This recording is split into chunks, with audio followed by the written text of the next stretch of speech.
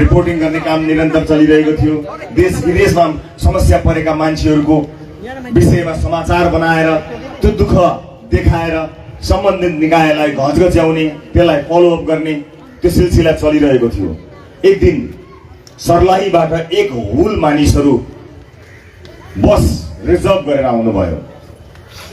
महिलाहरू, सबै महिलाहरू हुनुहुन्थ्यो, अधिकांश होइन सबै महिलाहरू हुनुहुन्थ्यो। धेरैका श्रीमानलाई उहाँहरूले ऋण गरेर विदेश पठाउनु भएको रहेछ। एक हुल महिलाहरूलाई देखेँ। त्यति धेरै मानिसहरू एकैपटक कार्यालय किन घेर्न आएछन् भनेर कता कता मनमा डर पनि लाग्यो। तर ती सबै महिलाहरू कुनै एउटा साहुकारले शैतानी ब्याजको ऋण दिलाएर आफ्नो घर जग्गा राखेर त्यस्तो कागजमा हस्ताक्षर गराएछन्, जुन कागजमा जति ऋण तिरे पनि, जति ब्याज तिरे पनि कहिल्यै नघट्ने, उल्टो बढ्दै बढ्दै जाने त्यस्तो कागजमा हस्ताक्षर गराएछन् गाउँभरिका महिलालाई।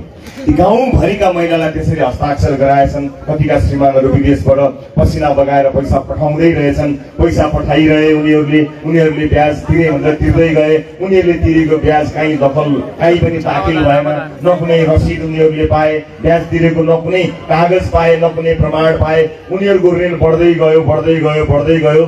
2-4 लाख लिएका मान्छेहरूको ऋण बढ्दै गएर 40-50 लाख, कसैको करोड पनि भयो। अनि उनीहरूसँगै उनीहरूको गाउँमा म हेर्न गएँ, जसको थाप्लोमा 40-50 लाख ऋण लागेको छ। तिनको घर जग्गा जमिन, तिनको जीवन कस्तो रहेछ भन्ने हेर्दा आँखाबाट आँसु आउने खालको थियो। र त्योभन्दा पनि दुःखद कुरा त्यो साहुकारले के भनेछ भने ती गरिब आमाहरूलाई जसका 13-14 वर्षका छोरीहरू थिए, तिम्रा छोरीहरूलाई म कहाँ पठाइदियो, तिम्रो ऋण बिना गर्छु भनेर भनेछ। मैले त्यसै दिन प्रतिबद्धता गरेको थिएँ कि यिनीहरूको ज्वरो निकालेर फाल्छु भनेर। त्यस दिनदेखिको प्रतिबद्धता मैले यहाँ गरेको थिएँ। आमा बुवा दाजुभाइ दिदीबहिनीहरू, म राजनीति सिकेर जानेर यिनीहरूले अहिले भएका दलहरूले जस्तो राजनीति गरौँला, दाउपेच गरौँला भनेर आएको मान्छे होइन। म त्यस्ता आमाहरूको आँसु पुस्न भनेर आएको हुँ। तपाईँले आफ्नो छोरो विदेशमा पठाउनु भएको छ, छोरोको हालखबर के छ भन्ने कुरा तपाईँलाई थाहा हुन्न। रवि बाबु मेरो छोरो ठिक छ कि छैन एकचोटि बुझिदिनु पर्यो भन्दै फोटो बोकेर हरायो छोरो भनेर आमाहरू आउनु भएको छ। दिनदिनै ती आमाहरूको आँसु हेरेर, त्यो आँसुमा बसेर, त्यो पीडाहरू सुनेर हुर्किएको मान्छे। मलाई टेलिभिजन भित्रको वातानुकूलित कोठा एसी रुम भित्र सधैँ बसेर कार्यक्रम चलाउन मन भएन। मैले कफन बाँधे र अब म अगाडि बढ्नेछु र ती तमाम आमा बुवा दाजुभाइ दिदीबहिनीहरूको समस्याको जरोसम्म पुग्नेछु भनेर मैले टेलिभिजनबाट आफ्नो आवाजलाई संसदमा लाने प्रतिज्ञा गरेको हुँ। मैले तपाईँको प्रतिनिधित्व गरेको हुँ। यहाँ सिद्धान्तको कुराहरू धेरै गर्छन्। हामीलाई पनि सिद्धान्त के हो, आदर्श के हो, दर्शन के हो भनेर मानिसहरू सोधिरहन्छन्। म यहाँ कहाँ दर्शनको कुरा गरौँ जहाँ चेलीको अस्मिता ठाउँ ठाउँमा लुटिएको छ। एउटी बलात्कार भएकी चेलीको बलात्कारी र हत्यारा पत्ता लगाउन समेत राजनीतिक दलको मान्छे यो दलको र ऊ दलको हुन्छ। आज बलात्कारी समेत दलको संरक्षणमा बस्ने भएपछि म कुन सिद्धान्त बोकेर हिँडौँ, म कुन सिद्धान्त छाटौँ? मसँग छैन त्यस्तो कुनै पनि सिद्धान्त छैन मसँग। आज बालुवाटारको जग्गा प्रकरणमा एउटा दल तानिन्छ, ओम्नी प्रकरणमा अर्को दल तानिन्छ, व्हाइट बडी प्रकरणमा अर्को दल तानिन्छ। एउटा दलले एउटा फाइल खोल्यो भने अर्कोले पखलास भनेर अर्को फाइल खोल्छ। उसको फाइल उसले खोल्ला, उसको फाइल उसले खोज्ला भनेर कसैले कसैको फाइल नखोली बन्द गरेर राखेका छन्। तिनै फाइल भित्र तपाईँ हाम्रो भाग्य पनि बन्द भएर बसेको छ। हामी धेरै केही गर्न नसके पनि ती एक फाइललाई दिन गन्तीका आधारमा हामी सरकारमा पुगेको बेलामा नेपाली जनतालाई बाचा गर्छौँ। यति दिनभित्र यी फाइलहरू खुल्नेछन् भनेर तपाईँहरूलाई बाचा गर्छु। आज अहिले भएका राजनीतिक दलका कुनै पनि नेताले यो भ्रष्टाचारको फाइललाई म खोल्छु भनेर तपाईँ समक्ष बाचा गरोस्, यो मेरो चुनौती हो। यहाँ बसेर वालिङमा बसेर मेरो चुनौती हो। उनीहरूले खोल्न सक्दैनन्, किनभने एकजनाको फाइल एकातिर खोलियो भने अर्कोतिरको फाइल अर्कोतिर खोलिन्छ। भ्रष्टाचारको जरो यसरी गाडिएको छ कि त्यो उखेलियो भने धेरैको घर बार उखेलिन्छ। त्यो जरा धेरै ठाउँमा पुगेको छ। त्यो जरा यहाँसम्म पनि आइपुगेको हुन सक्दछ। मैले कुनै व्यक्ति तोकेर भन्न खोजेको होइन, तर अब तपाईहरूले अब भएका स्थापित राजनीतिक दलबाट भ्रष्टाचारको विषयमा कुनै कदम चालिनेछ भन्ने कुराको आश मारे हुन्छ। किनभने एउटाको पोल खुल्दा अर्कोको समेत पोल खुल्ने भएको हुनाले अब त्यो सम्भव छैन। मैले बारम्बार भन्दै आइरहेको छु, अब यो चुनावलाई हामीले हाम्रो जिन्दगीको मात्र होइन, आउँदै गरेको पुस्ताको जिन्दगीका लागि पनि महत्त्वपूर्ण मानेनौँ भने हाम्रा लागि यो दुर्भाग्य हुनेछ। मैले अघि नै बताएँ, यहाँ राजनीति जानेका मान्छेहरू मात्र मैदानमा आएका छैनन्। यी यस्ता मान्छेहरू राजनीतिमा आएका छन् जसलाई कहिल्यै पनि जीवनमा राजनीतिमा आउनुपर्ने बाध्यता नै थिएन। अहिले भर्खरै प्रस्तुत यहाँ हाम्रो प्रदेश सभापति डाक्टर ढाकाले आफ्नो भनाइ भनेर राखेर जानुभयो। उहाँको भनाइ, उहाँको भाषण कस्तो थियो त्यो आफ्नो ठाउँमा छ, तर उहाँलाई कहिले पनि राजनीतिमा आउनुपर्ने बाध्यता थिएन। एउटा चिकित्सकले राजनीतिमा आउनुपर्ने, एउटा वातावरणविदले राजनीतिमा आउनुपर्ने, एउटा अभियन्ताले राजनीतिमा आउनुपर्ने, एउटा कलाकारले, एउटा पत्रकारले राजनीतिमा आउनुपर्ने दिन कसले ल्यायो? आज हाम्रो जिन्दगीमा यस्तो समय कसले ल्यायो? जसले ल्यायो। अब यसलाई निरन्तरता दिइरहने हो भने हामी ठुलो हेरेर बसिरहनेछौँ र हामी विदेशमा आफ्ना छोराछोरीलाई सप्लाई गर्ने, मान्छे सप्लाई गर्ने देश बाहेक केही पनि हुनेवाला छैनौँ। आज एयरपोर्टमा हेर्नुहोस् त मान्छेहरू रोएका, विदाईको त्यो क्षण हेरिन सक्नुको छ। 2-4 पैसा कमाएर आमा बुवालाई खुसी दिने, आमा बुवाको आँसु पुस्ने, छोराछोरीलाई पढाउने सपना बोकेको मान्छेहरूको लाइन लागेको देख्दा दुःख लाग्छ। के यो देशमा 2-4 वटा कल कारखाना पनि गतिलो खोल्न सकिँदैन त? खोल्न सकिन्छ, तर खोल्न दिँदैनन्। त्यो खुल्नुभन्दा पहिला यहाँ धेरैको कमिसन मिल्नुपर्छ। त्यो कमिसनको हिसाब नबनुन्जेल खुल्दैनन्। कदम कदाचित तिनको कमिसनको हिसाब मिल्यो र खुल्यो भने पनि त्यहाँभित्र यति धेरै राजनीति गरिन्छ कि हरेक राजनीतिक दलले त्यहाँभित्र आफ्ना मान्छे भर्ती गर्छन् र त्यो चरम राजनीतिको शिकार बनेर त्यो उद्योग, त्यो कल कारखाना बन्द हुन्छ। त्यस्तो अवस्थामा पुर्याएका छन् राजनीतिलाई। अब त्यहाँबाट हामीले मुक्ति दिनुपर्छ। अब हामीले त्यस्तो राजनीतिबाट मुक्ति पाउनुपर्छ। हामीले यस्तो चिज राख्ने होइन। अबको चुनाव हाम्रा लागि मात्र होइन, तपाईँहरूका लागि महत्त्वपूर्ण विषय हो। मलाई थाहा छ, यदि मैले जे गरिरहेको थिएँ त्यसैलाई निरन्तरता प्रदान गरेको भए यति धेरै दुःख गर्नुपर्ने थिएन, आरामसँग गर्नुपर्ने हुन्थ्यो। यो देश बनाउने जिम्मा यसै पनि केही सिमेन्ट र छडले लिएका थिए। म तिनै सिमेन्ट र छडको मोडल भनेर तपाईँलाई टिभीमा यो छड किन्नुहोस्, यो सिमेन्ट किन्नुहोस् भनेर बसिरहँदाखेरि पनि पैसा त लाखौँ कमाउन सकिन्थ्यो। तर अब भएन, अब धेरै नै भयो र अब अति नै भयो भनेर हामी बाहिर निस्किएका हौँ। यहाँ यस्ता मञ्चहरूमा धेरैले भाषण गरेका छन्, यो गरिदिन्छु त्यो गरिदिन्छु भनेर तपाईँलाई वचनबद्धता व्यक्त गरेका छन्। गरे के भन्ने कुरा हेर्नका लागि धेरै पर जान पर्दैन। वर्षौंसम्म बिग्रिएको यो बाटोलाई हेरे हुन्छ।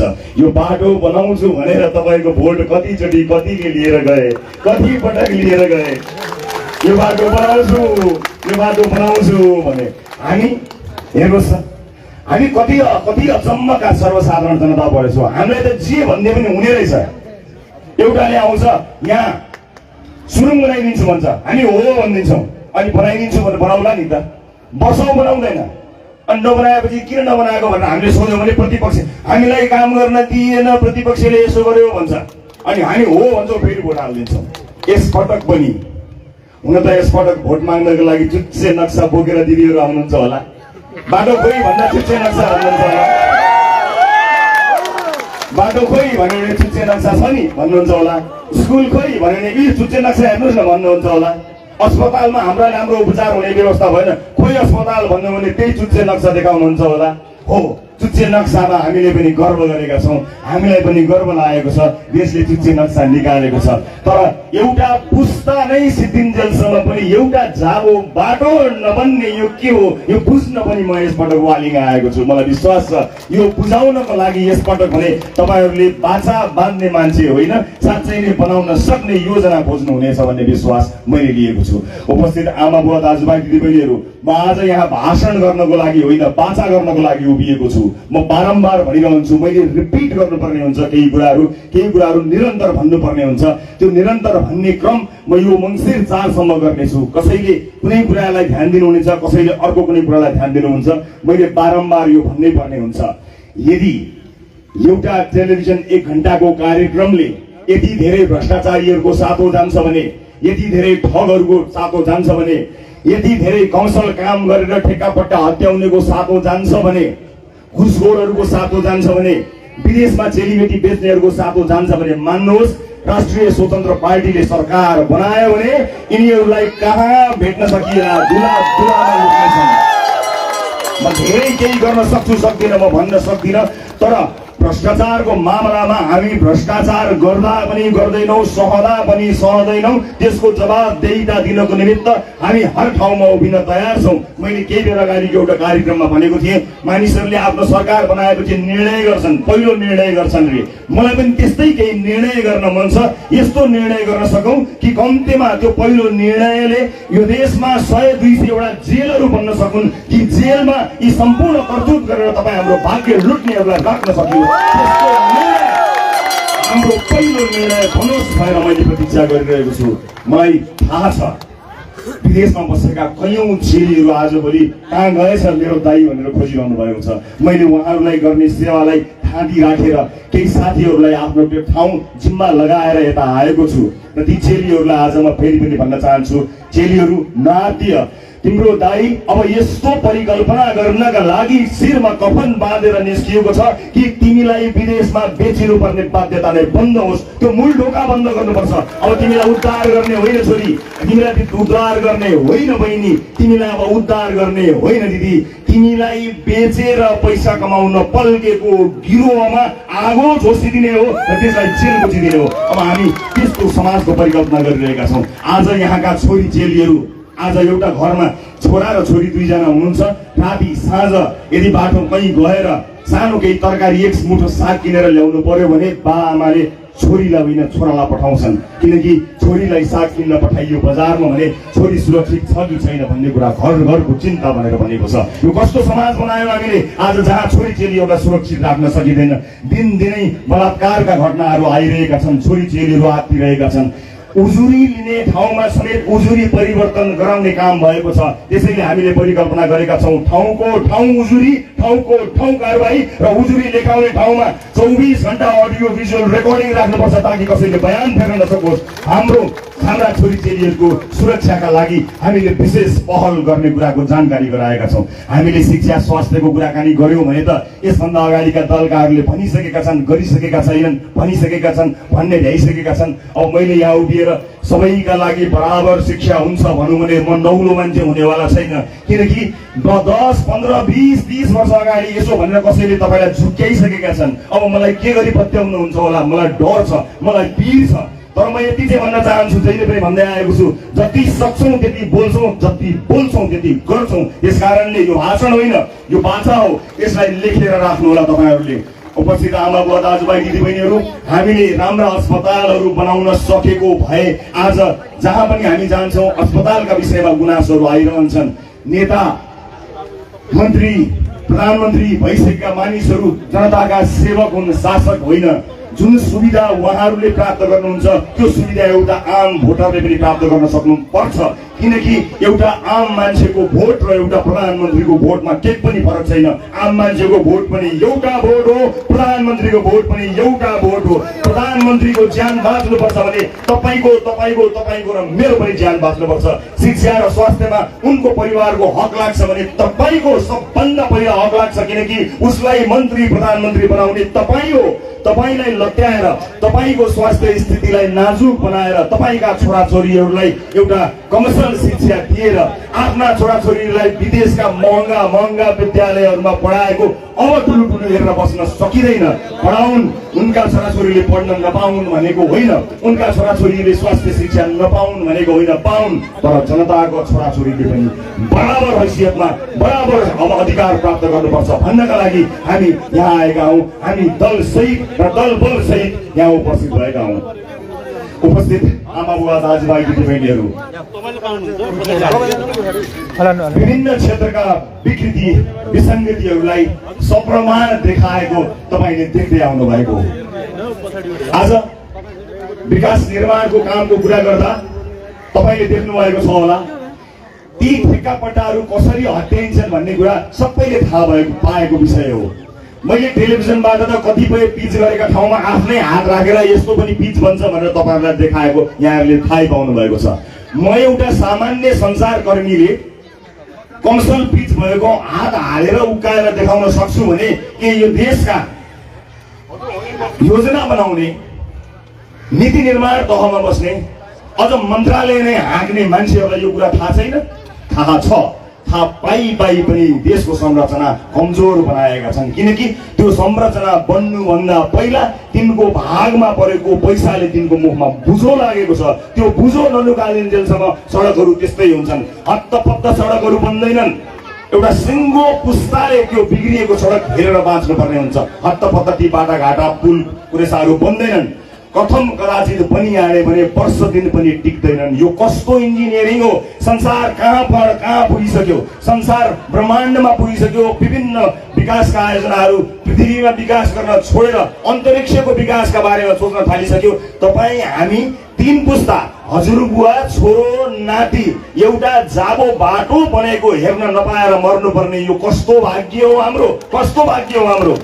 एउटा बाटो बनेको हेर्नका लागि रुनुपर्ने, चिच्याउनु पर्ने, कराउनु पर्ने एउटा संसारकर्मी एउटा बाटो बनेन, अस्पताल बनेन, स्कुल राम्रो बनेन, घुसखोरी भयो भनेर आफ्नो हुँदा खानाको जागिर छोडेर राजनीतिमा आउनुपर्ने यो कस्तो दुर्भाग्य हो?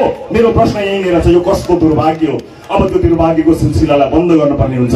त्यसकारणले मैले अघि भर्खरै पनि भनेर आएको हुँ र फेरि पनि भन्छु, यो चुनाव होइन, रणसङ्ग्राम हो। किनभने कैयौं नेताहरूको लगभग 100-150 नेताहरूको यो अन्तिम चुनाव हो। यस पछाडि उहाँहरू चुनाव उठ्नुहुन्न। अब बाँकी रहेको यो अन्तिम मौका भनेको उहाँहरूले केका लागि प्रयोग गर्नुहुन्छ त्यो मलाई थाहा छैन। जिन्दगीभरि के कसरी प्रयोग गर्नुभयो त्यो हामी सबैलाई थाहा छ। अब बचेको 5 वर्ष उहाँले के गर्नु होला र? मलाई त शङ्का छ। शङ्का मात्र होइन, मलाई त डर छ कहीँ कतै फेरि अन्तिम दिनमा सबैले भने जस्तै लास्टमा भोट त त्यही लगेर हाल्ने हो भनेर त्यही लगेर अब लास्ट बाँकी रहेको यो देशको बिउ पनि मासिने गरी तपाईँहरूले उहाँहरूलाई नै भोट हाल्ने त होइन? मलाई डर लागेको छ, मलाई चिन्ता लागेको छ। अब यो पुस्ताको अन्तिम र हाम्रो पुस्ताको पहिलो चुनाव हो। यो पहिलो र अन्तिम चुनाव बिचमा अन्तिमलाई फेरि मौका दिएर बाँकी रहेको यो देशको बिउ मास्ने हो कि नयाँ पुस्तालाई हस्तान्तरण गरेर यो देशलाई सुमधुर बनाउनको निमित्त, यो ठाउँलाई सुन्दर बनाउनको निमित्त र हाम्रो भविष्य आशा लाग्दो बनाउनको निमित्त नयाँ पुस्तालाई तपाईँहरूले छान्ने हो। यो जिम्मा तपाईँको हातमा छ। मसँग त एउटा उम्मेदवारी र एउटा भोट मात्र छ। म त आफूलाई लागि एउटा भोट भन्दा 2टा भोट हाल्न सक्दिनँ। तर यहाँका कति डोले नेताहरू, खोले नेताहरू यी सबै मेरो हातमा 100 भोट छ, मेरो हातमा 200 छ।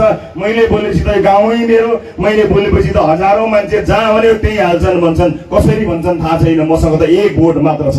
हो, तपाईँहरू सबैले हाल्नुभयो भने मात्रै मेरो भोट बढ्नेछ, हाम्रो भोट बढ्नेछ, पार्टीको भोट बढ्नेछ। म मतदाताहरूको त्यो चेतनालाई चुनौती दिन चाहन्न, जसरी अहिले स्थापित दलका मानिसहरू भनिरहेका छन्। यो उपस्थिति यसै हेर्नका लागि समय भएर फुर्सद पाएर मात्र भएको उपस्थिति हो कि साँच्चै नै भोट हाल्नका लागि आएको उपस्थिति हो त्यो पनि मलाई थाहा छैन। म चोखो मनबाट यति मात्र भन्न सक्छु, म सकेसम्म राम्रै गर्नेछु, तर सकिनछु भने नराम्रो केही गर्ने छैन। यो बाचा म यहाँहरूलाई गर्न चाहन्छु।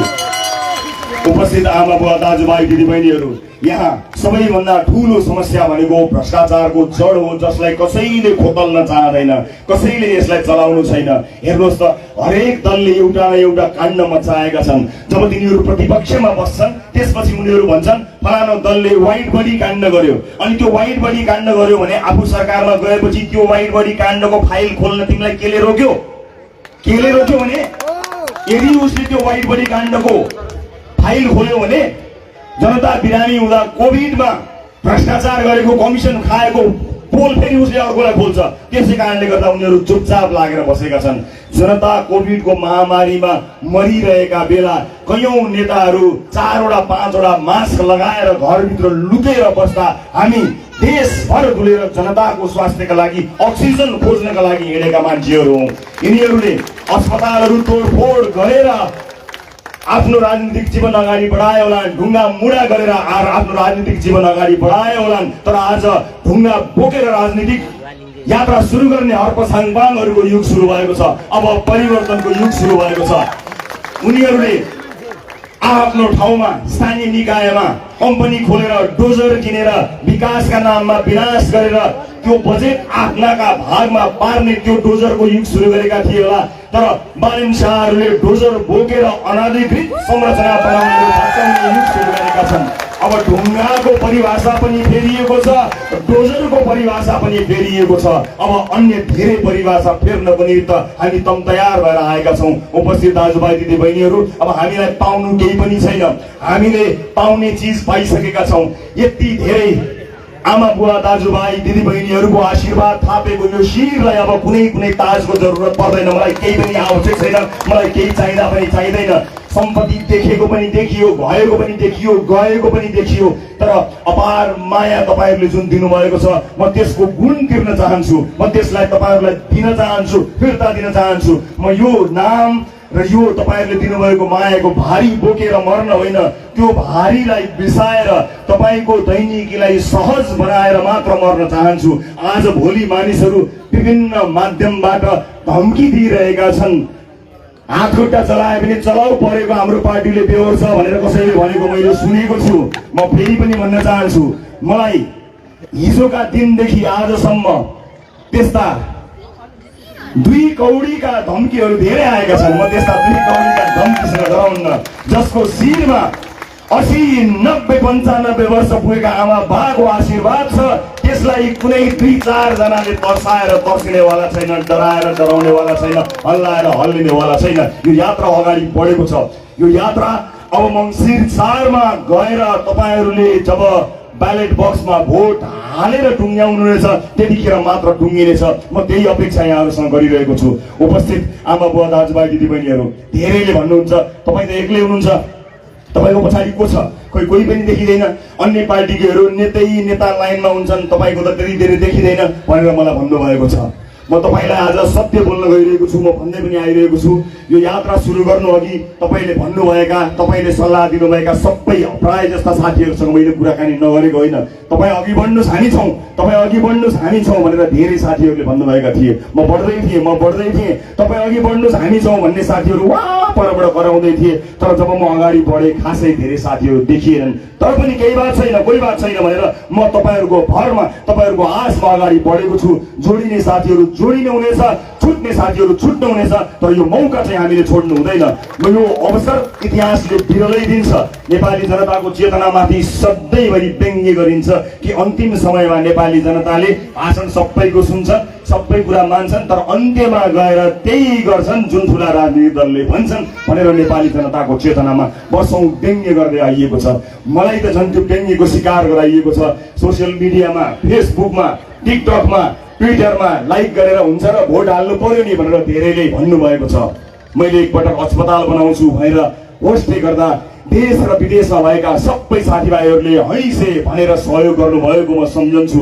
दिल खोलेर तारिफ गर्न केही पनि लाग्दैन, तर वालेट खोलेर पैसा दिनु भनेको ठुलो कुरा हो। मलाई त्यसैले अस्पताल बनाउन समेत मद्दत गर्ने नेपाली दाजुभाइ दिदीबहिनीहरू हुनुहुन्छ। अब त यसपालि पैसा होइन, भोट दिने हो। त्यो भोटका लागि तपाईँ तयार हुनुपर्नेछ। हो, अलिकति गाह्रो छ, लाइक गर्नको लागि धेरै गाह्रो छैन। सामाजिक सञ्जालमा बोलेको, केही कुरा भनेको सुन्ने बित्तिकै तपाईँको एउटा औँलाले यसो थिचिदिए पुग्छ। तर अब अलिकति गाह्रो छ, अलिकति, धेरै होइन, अलिकति गाह्रो छ। अब त्यो लाइकलाई सम्झिएर तपाईँ मतदान केन्द्रमा जानुपर्नेछ। त्यहाँ गएर मतपत्रमा घन्टी कहाँ छ हेर्नुपर्नेछ। जहाँ जहाँ घन्टी छ त्यहाँ एकचोटिमा गएर पटक छाप लगाउनु पर्नेछ। अलिकति गाह्रो छ, तर जति गाह्रो भए पनि आजसम्म तपाईँलाई परेको गाह्रोमा मैले सकेको मद्दत गरेको हुँ, मैले जानेको सहयोग गरेको हुँ, मैले इमान्दारीपूर्वक तपाईँको दुःख पीडालाई देखाउने कोसिस गरेको हुँ। मसँग ठुल्ठुला नेताहरूलाई मञ्चमा ल्याएर ठुला राजनीतिका गफ लगाएर व्याख्या पारेर पसिना छुट्ने गरी, पानी नै पिउनु पर्ने गरी प्रश्न गर्न सक्ने क्षमता नभएको होइन। म ती तमाम नेताहरूलाई चिन्दछु जसलाई स्टुडियोमा बोलाएर मजाले गफ गरेरै म अर्को 20 वर्ष आफ्नो टेलिभिजनको जीवनलाई बिताउन सक्थेँ। तर मलाई थाहा छ तिनीहरूसँग जवाफ मात्र हुनेछ, समाधान हुने छैन। समाधान दिन नसक्नेहरूलाई प्रश्न सोध्दिनँ म। अब म समाधान दिन नसक्ने, उत्तर मात्र दिनेहरूलाई प्रश्न सोध्ने काममा फर्कन पनि चाहन्न। अब म समाधान खोज्नको निमित्त निस्किएको छु। यो समाधान खोजेर मात्र विश्राम लिनेछु। आमा बुवा दाजुभाइ दिदीबहिनीहरू, यो मैले गरेको भाषण होइन, मैले गरेको बाचा हो। एक एक शब्दलाई नोट गरेर राख्नु होला। आजको युगमा बोलेका हरेक चिजको अडियो भिडियो रेकर्डिङ हुन्छ। त्यो अडियो भिडियो रेकर्डिङलाई सधैँभरि राखिरहनु होला र कुनै पनि दिन आफूले बोलेको कुरा मैले पुरा गरिनछु भने कुनै पनि ठाउँमा कुनै पनि चोकमा मलाई आलोचना गर्नु होला, प्रश्न सोध्नु होला, जे मन लाग्छ गर्नु होला। तर मलाई हेक्का छ कि मैले आम दाजुभाइ दिदीबहिनीहरूलाई के भनेको छु, के गरेर के भनेर बाचा गरेको छु, मैले एक एक सम्झिएको छु। यस अगाडि के गरेँ के गरिनँ म त्यसको हिसाब माग्नका लागि आएको होइन। म ठुला ठुला राजनीतिक दलका ठुला नेताहरूले जस्तो जेल जीवन बिताएर आएको त होइन, तर तपाईहरूलाई दुःख दिने धेरैलाई जेल खोजेर चाहिँ आएको हो। यदि यो योग्यताले तपाईँलाई काम गर्छ भने, यदि त्यो अख्तियारी पाएको खण्डमा दाजुभाइ दिदीबहिनीहरूलाई दुःख दिनेहरूलाई अझ सजाय दिलाउनलाई मद्दत गर्ने ठाउँमा पुर्याउने मेरो योग्यता पुग्छ भने र मेरो दलको योग्यता पुग्छ भने घन्टी चुनाव चिन्ह तपाईँको सामुन्य आएको छ। मङ्सिर 4 आउन अब धेरै बाँकी छैन, धेरै विचार गर्नु पनि पर्नेवाला छैन। उपस्थित आमा बुवा दाजुभाइ दिदीबहिनीहरू, यसै गरी मञ्चमा उभिएर चर्का ठुला कुरा गर्ने यो देशको म पहिलो मान्छे पनि होइन, सम्भवतः म अन्तिम मान्छे हुनेवाला पनि छैन। तपाईँको कानको यो पहिलो अनुभव पनि होइन, मेरो मुखको चाहिँ यो पहिलो अनुभव हो। यसभन्दा अगाडि आफ्ना मुखबाट शब्दहरू प्रस्तुत गर्नेहरूले आफ्ना शब्दहरूको जिम्मा कति लिन्छन् लिँदैनन् त्यो मलाई थाहा छैन। उनीहरूले बोलेका कुराको हिसाब तपाईँ माग्नुहुन्छ माग्नुहुन्न, माग्नु भएको छ छैन मलाई थाहा छैन, तर मैले बोलेका कुराहरूको चाहिँ हिसाब माग्नु होला। म मरुन्जेलसम्म पनि, सास जानुभन्दा अगाडिसम्म पनि आफूले बोलेका एक एक शब्द र बाचाको जवाब दिने हिम्मत, साहस, आँट र प्रतिबद्धता बोकेर चुनावी मैदानमा उभिएको छु। यो मेरो भाषण होइन, यसलाई मेरो बाचा सम्झिनु होला। मैले यसलाई रिपिट गरेर भनेको छु। उपस्थित आमा बुवा दाजुभाइ दिदीबहिनीहरू, यस्ता भन्दा चर्का नाराहरू, यी भन्दा राता ताता भाषणहरू तपाईँले नसुन्नु भएको होइन। सम्भवतः चुनाव आउँदैछ, अब त तपाईँहरूको दैनिकी यसै गरी ताली बजाउँदै सिटी बजाउँदै वाह भन्दै बित्नेछ। यही हुल मध्येको धेरै साथीहरू, अन्य ठुला नेताहरू, हामीभन्दा जान्ने बुझ्ने भन्ने नेताहरूका भाषणहरूमा पनि हेर्न, सुन्न, मान्न, बुझ्न सायद भोट हाल्न पनि सहभागी हुनुहुन्छ होला। तर यति कुरा याद राख्नु होला, आजसम्म हामीले हालेको भोटले हामीलाई कहाँ पुर्यायो त्यसको मूल्याङ्कन गर्नु होला। परिवर्तन ल्याउने सिलसिलामा अघिल्लो पुस्ताले गरेको योगदानलाई मैले कहिले पनि अवमूल्यन गरेको छैन। देशमा परिवर्तन ल्याउनको निमित्त योगदान दिनुभएका ती तमाम अघिल्लो पुस्ताका नेताज्यूहरूप्रति मैले कहिल्यै पनि उहाँहरूको सम्मानमा कमी र कन्जुसियाइ ल्याएको छैन। मलाई उहाँहरूप्रति सम्मान छ। तर जुन उद्देश्य बोकेर, जुन निडर छाती बोकेर उहाँहरू यो देशमा परिवर्तन ल्याउँछु भनेर हिँड्नु भएको थियो, तास खेल्नेका मुखमा तास बच्याउने, घरेलु हिंसा गर्नेहरूलाई ठाउँको ठाउँ कारवाही गर्ने, भ्रष्टाचारीहरूलाई कारवाही गर्ने, भाटे कारवाही गर्ने, त्यस्तो प्रतिबद्धता बोकेर हिँडेकाहरूले बाटो बिराएका हुनाले तिनलाई कान समाउन हामी आउनु परेको हो। तिनले बाटो बिराएको हुनाले अब त्यो बाटो ठिक ठाउँमा ल्याउनका लागि मात्र हामी हिँड्नु परेको हो। आज पनि विभिन्न ठाउँहरूमा पुराना नाराहरू लेखिएका भित्ताहरू देखिन्छन्, जहाँ लेखिएको छ भ्रष्टाचारीलाई कारवाही गर, अत्याचारी दुराचारीलाई कारवाही गर, के मुर्दाबाद भनेर लेखिएको छ। आज जसले जसका विरुद्ध त्यो मुर्दाबाद लेखेका थिए, आज त्यो मुर्दाबादको नारा तिनै लेख्नेहरूका विरुद्ध प्रयोग गर्नुपर्ने दिन आएको छ। त्यसकारणले अहिले कुनै भित्तामा पुराना नारा देखियो भने त्यसलाई नमेट्नु होला, त्यो काम लाग्छ। जसले लेख्यो तिनैका लागि काम लाग्ने गरेर दूरगामी सोच बनाएर लेखेका रहेछन्, त्यो काम लाग्नेछ। तर हामी तपाईलाई यही प्रतिबद्धता दिन चाहन्छौँ कि यस पछाडि हुने हाम्रा सभाहरू चुनावी सभाहरू हुनेछन्। चुनावी सभाहरूमा अहिले मैले बोले जस्तो सुन्दा भाषण मात्र लाग्ने कुराहरू हुने छैनन्। हरेक उम्मेदवारले आफ्नो क्षेत्रको विकास कसरी गर्दैछ, के गरेर गर्दैछ, स्रोतको परिचालन कसरी हुन्छ, आफ्नो टिम कस्तो छ, यदि उसले त्यो सम्पूर्ण विवरण तपाईलाई, भाषण होइन विवरण तपाईलाई लेखेर बोलेर बुझाएनछ भने चाहे जुनसुकै चुनाव चिन्ह लिएर उठेको किन नहोस्, चाहे घन्टी नै किन नहोस्, उसलाई भोट दिन तपाईँ बाध्य हुनुहुन्न। आज कुन राजनीतिक दलले यो भन्न सक्दछ? म राष्ट्रिय स्वतन्त्र पार्टीको सभापतिको हैसियतले तपाईलाई यति भन्न चाहन्छु, हामी तपाईहरु समक्ष योग्य सक्षम उम्मेदवारलाई मात्र उम्मेदवार बनाएर उभ्याउने छौं। हाम्रो उम्मेदवारलाई तपाईले कुनै पनि दलको अन्य उम्मेदवारसँग तुलना गर्न सक्नुहुनेछ। हाम्रो उम्मेदवारले भाषण मात्र दियो तर आफूले बोलेका कुराहरूलाई पूरा गर्न सक्ने आधार तपाईलाई दिएन भने त्यो उम्मेदवार सही नहुन सक्छ। हामी झुकिए पनि तपाई झुकिन जरुरी छैन, म तपाईलाई स्पष्ट पार्न चाहन्छु। तर हामी यदि बाचा गर्छौं जब हामी तपाईहरु समक्ष कुनै उम्मेदवारलाई पठाउने छौं, हुन सक्छ ती उम्मेदवार तपाईले पहिलो पटक सुनेको चिनेको नाम होला धेरैका लागि, तर तपाईले ती उम्मेदवारले आफ्नो योग्यता प्रस्तुत गर्दा आफ्ना योजना प्रस्तुत गर्दा थाहा पाउनु हुनेछ, वाह उम्मेदवार भनेको त राष्ट्रिय स्वतन्त्र पार्टीको जस्तो होस् न, त्यति भन्न सक्ने उम्मेदवार बाहेक अरू मान्छेलाई उम्मेदवारको रूपमा हामी प्रस्तुत गर्ने छैनौं। यो बाचा म यहाँहरु समक्ष प्रस्तुत गर्न चाहन्छु। उपस्थित आमा बुवा दाजुभाइ दिदीबहिनीहरु, आज हामी आउँदा आउँदै केही ढिला हुन गयो मौसमका कारणले, जहाजका कारणले, तर अब धेरै ढिला भएको पनि छैन। मङ्सिर 4 नजिकै आउँदैछ। त्यो मङ्सिर 4 मा तपाईहरुले हालले भोटले बाहेक अरू केही चिजले परिवर्तन गर्ने छैन।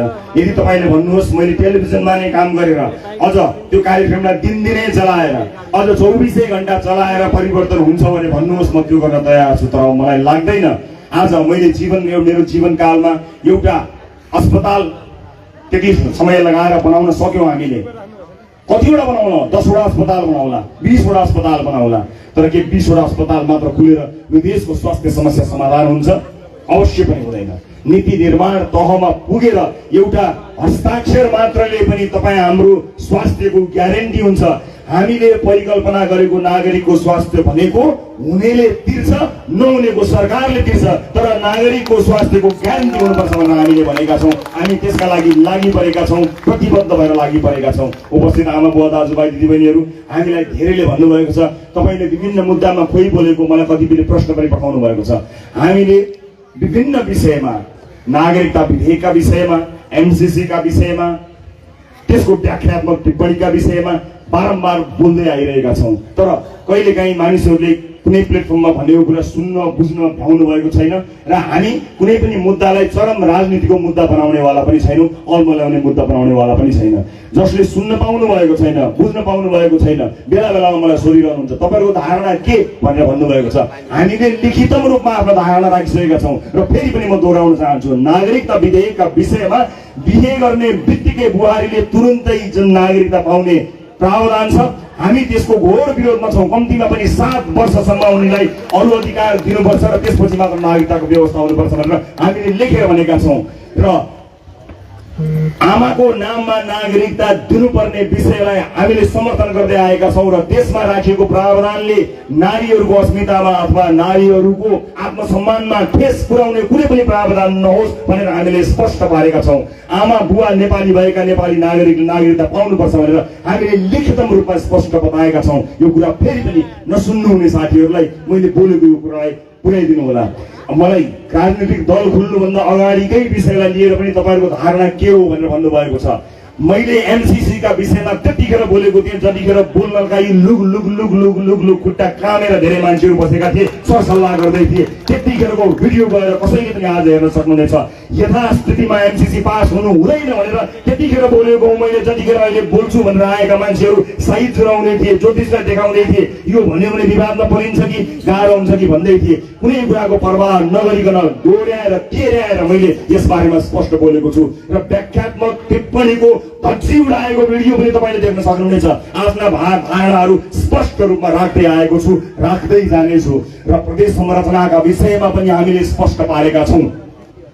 संघीय संरचना भित्रको प्रदेश संरचनामा ठूलो समस्या छ। त्यो राजनीतिक दलका दोस्रो तेस्रो चौथो लेयरका नेताहरूलाई व्यवस्थापन गर्ने मन्त्री पद भागभण्डा लगाउने मागी खाने भाँडो बनेको छ। हामी त्यसको विरोधमा छौं। यसलाई सुधार्नुपर्छ भनेका छौं। हामीले खारेज गर्नु, फाल्नु, ल्याउनु भनेर बारम्बार नेपाली जनताले गरेको बलिदानको अपमूल्यन गर्न हुँदैन। विभिन्न आन्दोलनमा मानिसको रगत बगेको छ, मानिस शहीद भएका छन्। शहीदको सपनालाई हामीले ध्यान दिनुपर्छ। मानिसको रगत बगेको छ, त्यसलाई कदर गर्नुपर्छ। बारम्बार हरेक चिज व्यवस्थाभित्र ल्याउने फाल्ने भन्दा पनि सुधार गर्न सकिने चिजलाई सुधार गर्नुपर्छ भनेर घरका 3 तल्ला मध्ये बिचको तल्लाको भित्तो लड्न सक्छ, त्यसकारणले लड्न आँटेको भित्तो नबनाउन्जेल हामी त्यहाँ मान्छे पठाउँदैनौँ भनेर स्पष्ट भनेका छौँ। प्रदेशमा हाम्रा उम्मेदवार हुँदैनन्, केही राजनीतिक दलहरू खारेज गर्नुपर्छ भन्छन्, यता उम्मेदवार पठाएर राज्य कोषको दोहन गर्न पनि लागेका छन्। हामीसँग त्यो दोहोरो चरित्र छैन। यसमा सुधार नहुन्जेलसम्म हामी हाम्रा उम्मेदवारहरू पठाउँदैनौँ। राज्य कोषको दोहन गर्ने काममा राष्ट्रिय स्वतन्त्र पार्टी आफूलाई सहभागी गराउँदैन। स्पष्ट र स्पष्टसँग हामीले बारम्बार भनिरहेका छौँ। यदि कसैले काहीँ बोलेको कुरा सुन्नुभएको छैन भने स्याङ्जाको वालिङमा बसेर भनेको यो भिडियोलाई सबैतिर पुर्याइदिनु होला। यो मैले पहिलो पटक बोलेको होइन। किन बोलिनस् भनिरहेको हुनाले रिपिट गरेर अलिकति लाउडली, अलिकति ठुलो आवाजमा त्यहाँसम्म पुर्याइदिन तपाईँलाई अनुरोध गरेको हुँ। यी त विभिन्न ठुला राजनीतिक कुराहरू भए।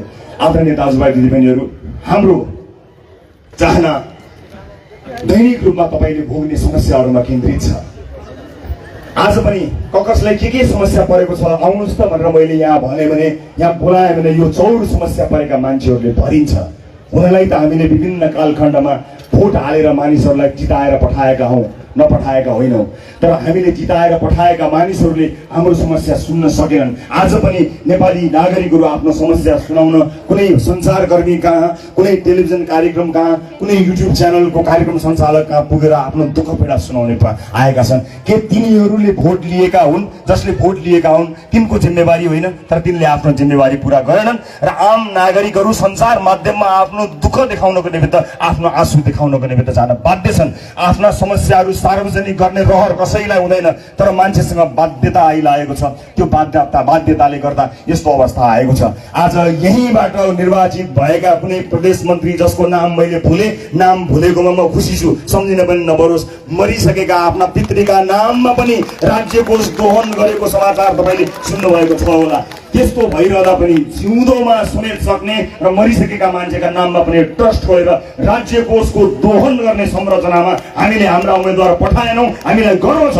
यो बहस हामीले सुरुवात गरेका छौँ। आउनुहोस्, यो बहसमा सहभागी हौँ। कि त कानुन बनाएर यसलाई चुस्त बनाऊ, कि त यसको गलत चिजहरूलाई गलत भन्न सिकौँ। हामीले दोहोरो चरित्र निर्वाह गर्नुपर्ने कुनै जरुरत छैन। यहाँ यति धेरै भ्रष्टाचार मौलाएको छ कि हुँदा मन्दिरको गजुर बनाउँदा समेत पैसा खान नछोड्नेहरूबाट अझै पनि तपाईँहरूलाई आश छ भने मलाई भन्नु केही पनि छैन। मलाई चाहिँ आश छैन। फेरि पनि भन्छु, यहाँ आउनुभएका धेरै साथीभाइ अझ भाइ बहिनीहरू हुनुहुन्छ, उहाँहरूको जीवनको यो पहिलो भाषण सुन्न आउनुभएको हो। कुनै राजनीतिक सभामा उहाँहरू पहिलो पटक आउनुभएको होला, पहिलो पटक उहाँहरू भोट हाल्दै हुनुहुन्छ होला, पहिलो पटक राजनीतिक कुराहरूमा सहभागी हुनुभएको छ होला। हो, तपाईँको जस्तै मेरो पनि कुनै पनि राजनीतिक दलको सदस्य बनेको, सभापति बनेको यो पहिलो हो। मेरो पनि राष्ट्रिय स्वतन्त्र पार्टी जीवनको पहिलो दल हो। योभन्दा अगाडि म कुनै पनि दलको दैलोमा टेकेको पनि छैन, कसैको सदस्यता लिएको पनि छैन, न विद्यार्थी हुँदा न अहिलेसम्म मैले पनि कहिले पनि लिएको छैन। किनकि यो देशलाई माया गर्ने, नेपाली जनताको दैनिकीलाई प्रभाव पार्ने, नेपाली जनताको दुःख सुखमा साथ दिने, यो देशलाई लामो कालसम्म विकासको गतिमा अगाडि बढाउने एउटा पनि दल नदेखेको हुनाले म बाध्य भएर आफ्नो दल लिएर आएको हुँ। यो दल मेरो मात्र दल होइन। म सभापतिका रूपमा जम्मा 2 कार्यकाल मात्र रहन्छु। यो दल आउँदै गरेको, हुर्कदै गरेको त्यो पुस्ताका लागि हो जो टिका लगाएर उम्मेदवार छान्ने परम्परा मान्दैन। त्यस्ता पुस्ताका लागि हामीले यो दल बनाएका छौँ। यहाँ जो कोही पनि स्वतन्त्र व्यक्तिहरू हुनुहुन्छ उहाँहरूलाई हामी स्वागत गर्न चाहन्छौँ। तपाईँको क्षमताको कदर राजनीतिक दलहरूले गरिरहेको छैन। म देखिरहेको छु विशेष गरेर सत्तारूढ काङ्ग्रेसको कुराकानी गर्नै पर्छ। मैले यतिखेर आएर कतिपय योग्य कङ्ग्रेसका उम्मेदवारहरू अस्ति केही दिन अगाडि हामीले खुला मञ्चमा भाषण गरेका थियौँ। प्रणय शमशेर राणा एकजना असाध्य विज्ञ, एउटा क्षमतावान द्वन्द्व व्यवस्थापक, एउटा असाध्यै कुशल व्यक्तिले अतिथि वक्ताका रूपमा हाम्रो कार्यक्रममा आएर बोल्नुभयो। अतिथि वक्ताका रूपमा अन्य मानिसहरूले पनि आए। तर नेपाली कङ्ग्रेसले त्यस्ता कुशल एउटा व्यक्ति जसलाई उम्मेदवार गाउन पाए राष्ट्रिय स्वतन्त्र पार्टी गर्व गर्दछ, त्यस्ता व्यक्तिलाई अतिथि वक्ताका रूपमा गएको कारणले कारवाही गरेछ। अनि चुनावको टिकट चाहिँ इटा भट्टामा मान्छे पोलेको आरोप लगाएको अफ्ताब आलमलाई पनि टिकट दिने निर्णय गरेछ। मलाई माया लागेको छ, दया लागेको छ। किन यस्तो गरेको होला? मलाई लाग्छ अब फेरि मौका पाउनुभयो भने अबको 5 वर्षमा सायद शेरबहादुरजीले काङ्ग्रेस र देश दुवैलाई घात गर्नुहुनेछ। काङ्ग्रेसलाई घात गर्नुहोस् केही छैन, तर देशलाई घात गर्न दिँदैनौँ। हामीलाई केही सरकार छैन, तपाईँको काङ्ग्रेस तपाईँको जिम्मा जेसुकै गर्नुहोस्, तर एउटा असल उम्मेदवारलाई चिन्नका लागि, उदाहरण दिनका लागि मैले प्रस्तुत गरेको यो विषय। हामी ती तमाम उम्मेदवारहरू जो लाइन लागेर युवा हुँदै प्रौढसम्म भइसक्नु भएको छ, मौका पाइएला नि त भनेर बस्नु भएको छ र मौका दिएको छैन, कुन आधारमा दिएको छ, त्यस्ता कुनै पनि दलका सक्षम मानिसहरूलाई अब लाइन लागेर कुर्न होइन, सिधा हामी कहाँ आउनुहोस् भन्न अनुरोध गर्न चाहन्छु। उहाँहरूले हामी कहाँ कुर्नु पर्दैन।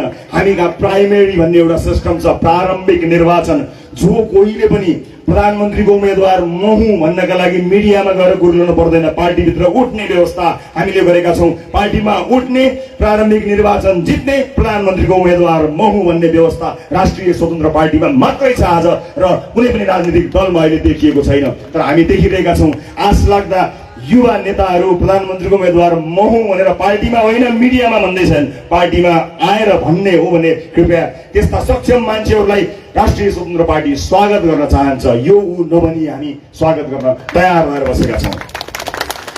र आज पनि र विभिन्न कार्यक्रममा हाम्रो दल प्रवेश गर्ने, हाम्रो सदस्यता लिने, दलमा सहभागी हुने धेरै साथीहरू आउनु भएको छ। मलाई गर्व लागेको छ भर्खरै उदाएको यो दलप्रति तपाईँले देखाउनु भएको विश्वासका लागि म तपाईँलाई सलाम भन्न चाहन्छु।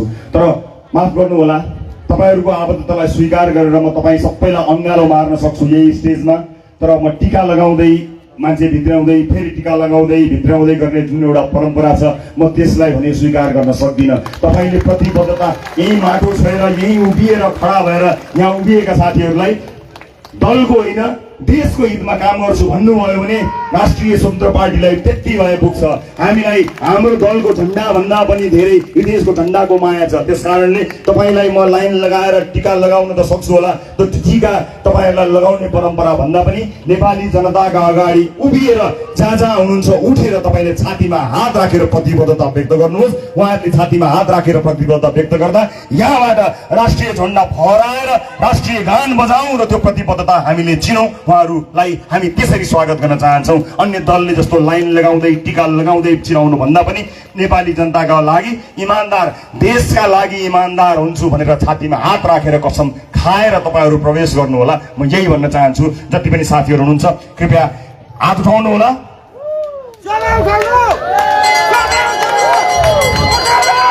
तपाईँहरू सबैलाई म राष्ट्रिय स्वतन्त्र पार्टीमा स्वागत गर्न चाहन्छु। छातीमा हात राख्नु होला, राष्ट्रिय गान बजाउनु होला, आफूले आफैलाई प्रतिबद्धता व्यक्त गर्नु होला कि यो देशलाई घात हुने, यो माटोलाई धोका हुने कुनै पनि कामबाट हुने छैन। म इमान्दार वफादार भएर काम गर्नेछु भन्नु होला।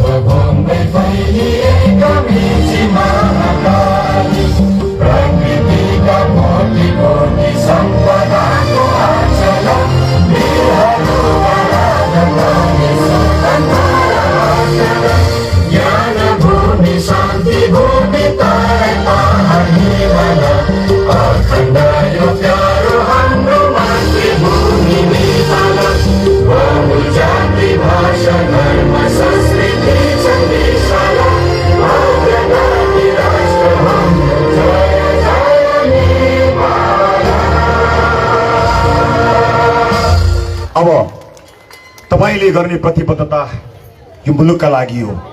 तपाईँको वफादारी यो दलका लागि हुन्छ हुँदैन मलाई त्यसले त्यति धेरै सरकार राख्दैन।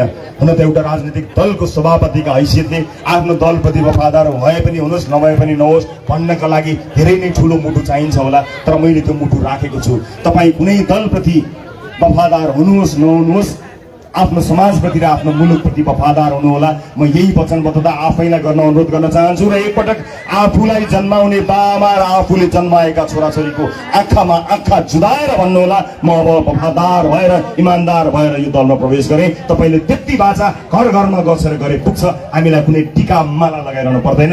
यही नै तपाईँको बाचा हो। यो यतिका धेरै मान्छेहरूको बिचमा तपाईँले गर्नुभएको यो बाचालाई हामीले स्वीकार गरेका छौँ। राष्ट्रिय स्वतन्त्र पार्टीमा सदस्य हुन चाहनुहुने सम्पूर्ण नव आगन्तुकहरूलाई म खुल्ला हृदयले स्वागत गर्न चाहन्छु।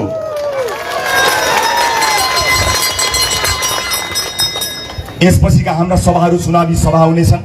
हाम्रा उम्मेदवारहरूलाई सजिलै उम्कन नदिनुहोला। एक प्रश्न तपाईँहरूले तिर्साउनु होला, कुनै प्रश्न अनुत्तरित हुन नदिनु होला। प्रश्नको जवाब दिएर उम्किएछ भने समाधान के हो भनेर सम्पूर्ण प्लानिङ सहित सोध्नु होला। घण्टी वाहकलाई भोट दिँदा अन्य दलहरूलाई भोट दिएको जस्तो भुल नगर्नु होला। उमेर ढल्किनुभएका धेरै बाआमाहरू यहाँ हुनुभएको छ। मेरो उहाँहरूलाई विनम्रतापूर्वक अनुरोध छ, तपाईँले राम्रै हुन्छ होला, राम्रै गर्छन् होला भनेर छानेका दलहरूले माफ गर्नु होला, खासै राम्रो गर्न सकेनन्। तर यसपटक त्यसलाई सुधार्ने अवसर तपाईँहरूलाई छ।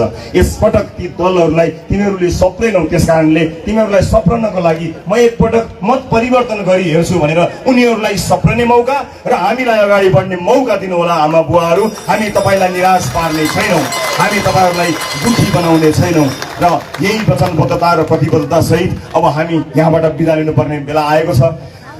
मलाई थाहा छ मलाई कति धेरै माया तपाईँहरूले गर्नुहुन्छ। यो मौकालाई, यो अवसरलाई क्यामेराभित्र चटक्क लाएर एउटा सेल्फीभित्र कैद गर्न पाए क्या मजा आउँथ्यो होला भन्ने हामी सबैलाई लागेको छ। मलाई थाहा छ, थाहा छैन यो भिडमा आमा बुवाहरू हुनुहुन्छ, अलिकति भिडभाड हुँदाखेरि उहाँलाई, तर आम चुनावमा टुक्रा टाक्री परेका 5-5वटा दल 6-6वटा दल मिलेर एक भएर त्यसरी जनतामा जानु भनेको ठगी हो। यस्तो ठगीलाई नेपाली जनताले अनुमोदन गर्न हुँदैन।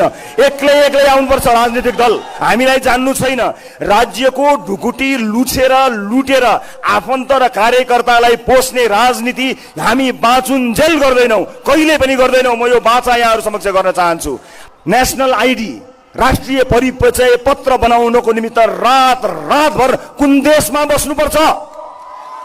नागरिकलाई एउटा नागरिक परिचय पत्र, नेसनल आइडी, राष्ट्रिय परिचय पत्र दिनका लागि राजनीति सिक्नु पर्छ भने म जिन्दगीभरि त्यो राजनीति सिक्दिनँ।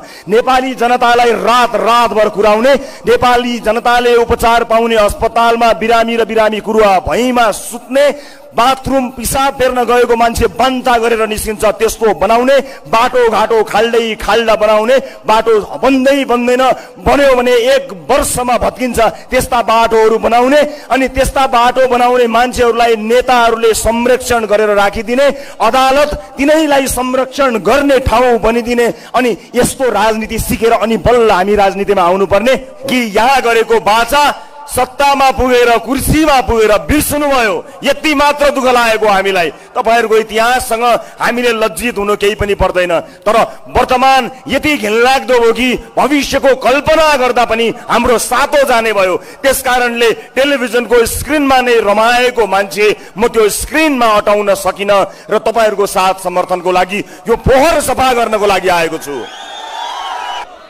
मैले लाज नपचेका नकचराहरूलाई भनेको थिएँ,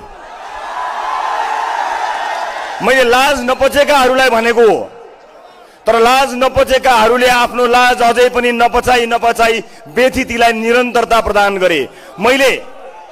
मैले लाज नपचेको भनेर यसै भनेको होइन।